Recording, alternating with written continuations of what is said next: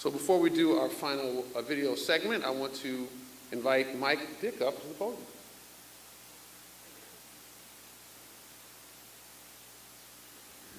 Good evening. I was really grateful in my life to have worked with Doug Castle for 15 years, serving as assistant principal at John Simpson Middle School.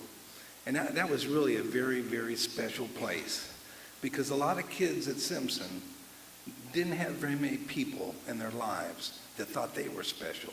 But there was one guy that did, and that was Doug Castle. And as tough as he is, there was a real tender side to him too. A real caring, a loving side for kids, which we're going to talk about in a minute.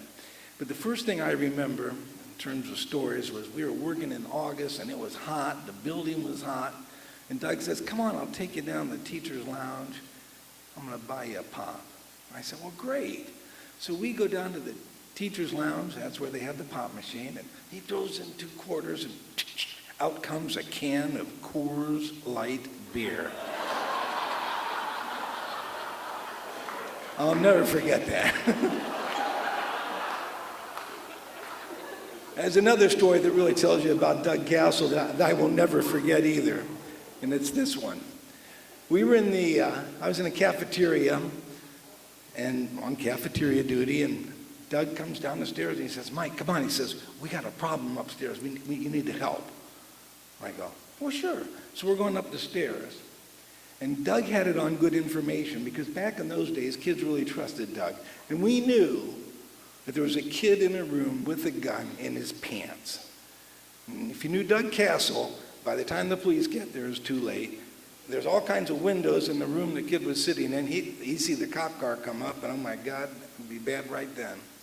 So Doug had a plan, and he's telling me as we're going up the stairs. And the plan was that I was to stand near the wall by the door, and he was going to get the kid to come out of the room.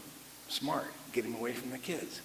And then I was supposed to lift up this shirt, and he was going to grab the gun. And this is really, I mean, seriously, my heart was pounding. Because no doubt, one or two, either we're going to get this kid, or there are going to be 2 principals shot. There's no way that Castle was going to allow some kid to bring harm to anybody in that school. And so we go up there, and he goes into the classroom, and he tells his kid some story about his mother, that there was a problem at home. He was really needed at home. And I'm hiding against the door here so that he doesn't see me. And sure enough, the kid comes out. I reach over and I lift up the kid's shirt. Castle reaches in, pulls out the gun. How he didn't shoot his cock off, I'll never know.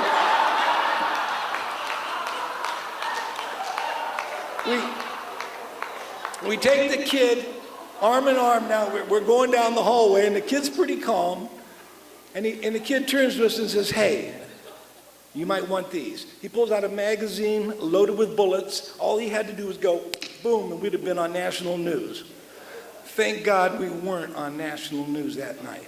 And guess what? After that, it was just another day at Simpson. We went right on with classes. Didn't make any difference. The real deal here is about love, because Doug Castle would not allow anyone to jeopardize the safety of those kids. In a heartbeat, in a wink of an eye, he'd lay down his life for those kids. And for that, I'll be eternally grateful. I love you, Doug.